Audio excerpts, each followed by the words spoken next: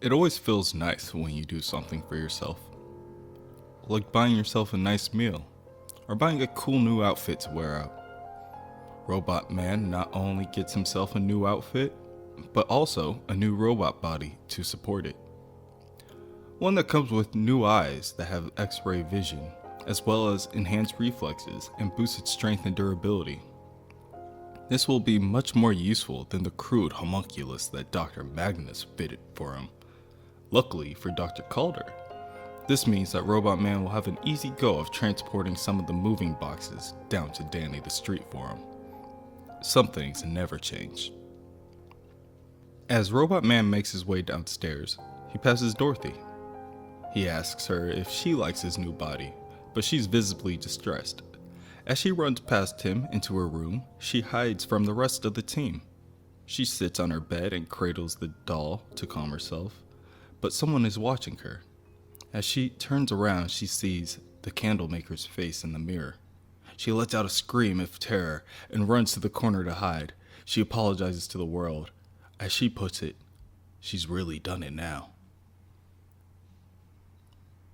Elsewhere, as they finish clearing out the base, Dr. Caulder and Joshua speak about the future plans.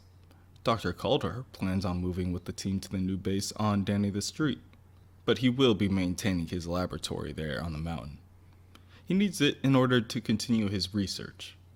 Joshua inquires him on what he's working on, and he tells him that it's private, and wheels away. On the street, Cliff runs into Jane and asks her what she thinks of his new body. She doesn't care. Actually, she couldn't care less. She appreciates Cliff for who he is on the inside. Anyway, she's been trying to create a new logo for the team. As she rattles off some details of its inception, it all flies over Robot Man's head. So, with nobody to fight and nothing to do, Jane asks Cliff if he would like to go somewhere to talk. Cliff agrees, but asks who is he talking to right now. Jane turns and tells him that her name is Lisa Radley, and as she would say, she's new. They are taken to a seemingly endless field by Danny the Street. As they continue to walk, they see a city and a castle in the distance. As they explore the castle, they explain how it feels all too real. This is when Robot Man notices it does feel real. He can feel it. He can even taste the salt from the nearby cascading sea. It has been too long since he's been able to feel anything that he loses himself for a moment. This is when Lisa explains to Cliff where she came from. When Cliff went inside Jane to save her, this gave Lisa the confidence to evidence herself. She's the first of the woman's personas to manifest itself from love rather than cruelty and hate. The other inside Jane cannot believe it. They don't even want Lisa to spend any time close to Cliff out of fear.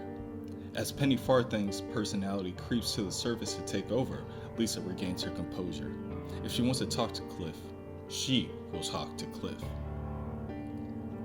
She tells Cliff that they're only alone in this world if they want to be. She would have hoped that he understood at least that much. Robot Man turns to Lisa or tells her that he lost hope a long time ago. She'll one day wake up, and there's a possibility that she might not be crazy. He will never wake up with a real body again. He does his best to live each day, but honestly, he doesn't see the point of it all. That is when Lisa places her hand on Cliff and tells him, love doesn't mean anything. Nothing means anything at all. Who? Who? Who? Who? Who is? Who is number? Who is number none? In the original base, Dr. Caulder is working on the computer when Rebus shows up. As Dr. Caulder turns off the computer monitor, he turns to Rebus to question him on his intrusion. Rebus is very concerned with the doctor's ongoing nanotechnology endeavors. The doctor's research is advancing at a rapid pace and has become hard to ignore. The doctor turns to the machine behind him and announces it is called the Colloidal Supercomputer. It will be the most prolific self-thinking component known to man. A kind of think tank. Rebus states that he knows what Dr. Caulder is planning, and he has known for quite some time. And if it comes down to it, he will personally put a stop to the doctor. Dr. Caulder says that is to be expected and offers his friend a piece of chocolate. The channel changes. A man in white approaches a door labeled Garodia and knocks. A man answers and is elated by the potentially expected visitor. Please, Dr. Silence, do come in. The man leads Dr. Silence through the door and into the storeroom. Usually, Monsieur Garodas would never let someone see an art piece, let alone purchase one, before an auction. But for the doctor, he will make an exception.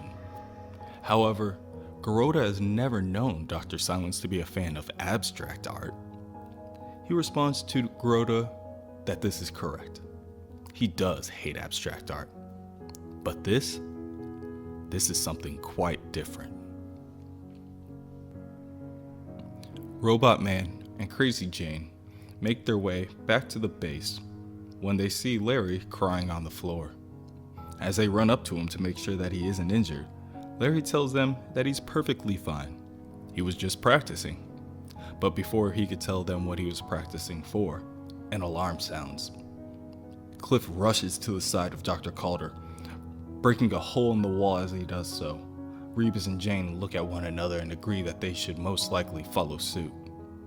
As our team groups together, they hear a large bong repeating in the distance.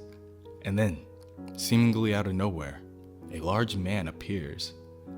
With a head the shape of a chapel and the face of a clock replacing his, he peers at our heroes. He raises his pale white hand from beyond the cloak and asks them, "Is it that time already?"